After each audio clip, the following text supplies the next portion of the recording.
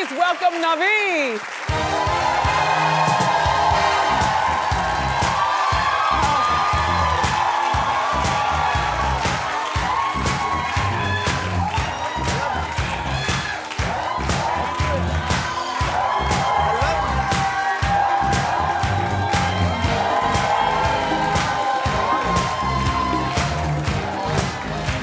I'm not sure. Wow. Hi. The microphone.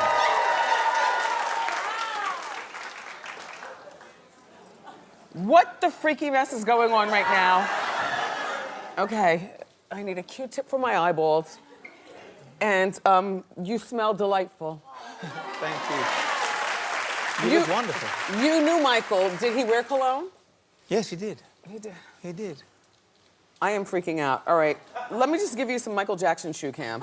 Here, put your feet on those feet, and then you look in that monitor so you can fashion them around for the people. She can. Yeah.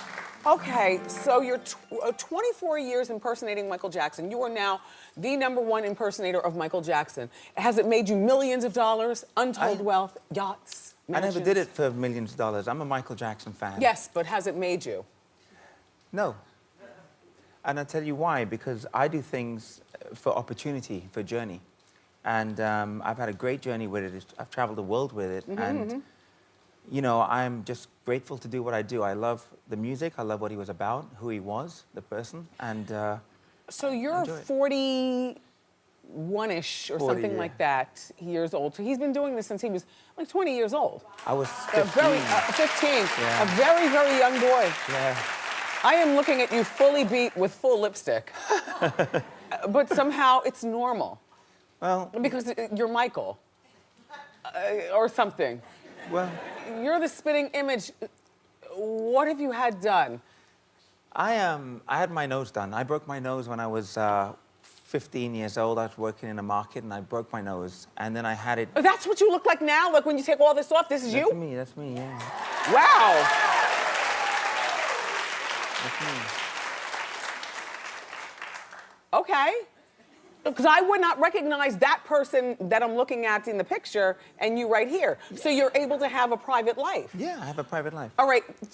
How did this all start? Being a Michael Jackson fan, I came from the Caribbean to London, and then Michael Jackson dominated, you know, the 80s.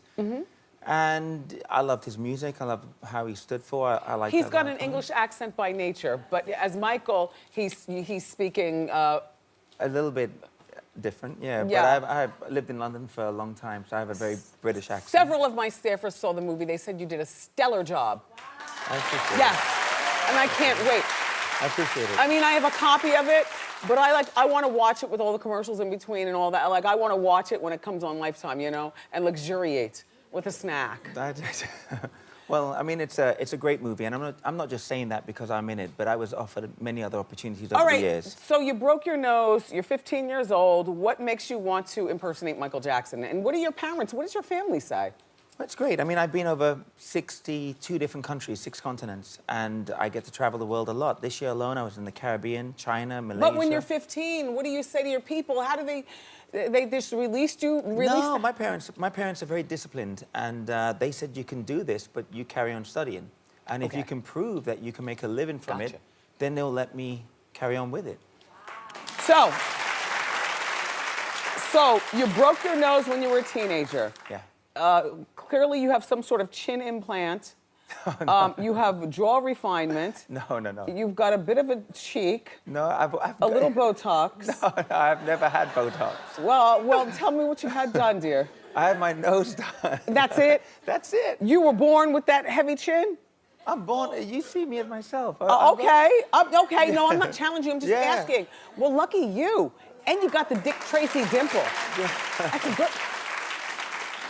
So, when Michael was alive, Michael used to hire our friends here as his decoy. So when Michael wanted to go do fun stuff, you would be... So, all right, how would that work? I'd come out of the hotels, Michael would go around the back way, or promotions of albums and tours. Sometimes it was great, sometimes it was frightening, because there was like, I don't know, 2,500 people. Yes? And not enough security. and so it can be a bit frightening. I would imagine. I would imagine. Michael's very loved. Yes, but in a cuckoo kind of way from some people, But, right? You know, from some people, but you know, it's still, they still love God, him. if you gain 5 pounds, you're out of business. Like, what do you eat? A piece of quinoa and kale? No, I eat. What is? I eat. I mean, the thing is that it's very, you know, you have to be dedicated. And so I have to work out a lot. I have a show with a band and I perform 5 nights a week, 6 nights a week. Where? All over the world. We have, at the moment, we have a 30-day tour in the UK with Michael's guitarist, Jennifer Batten.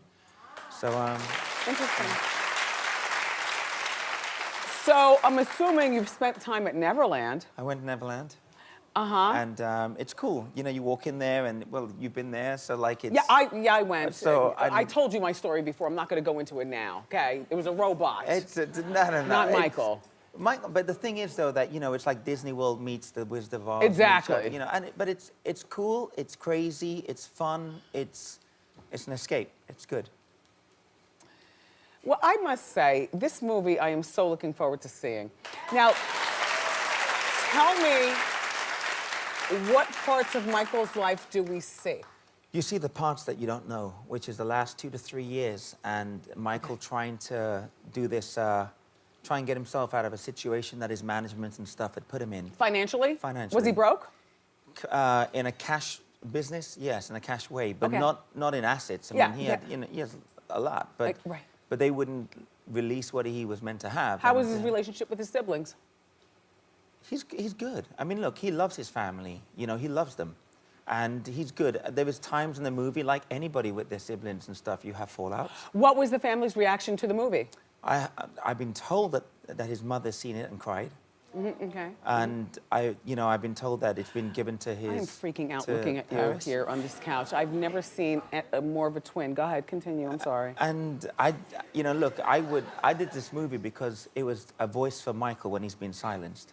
It was about him and what he was going How through. close were you with him?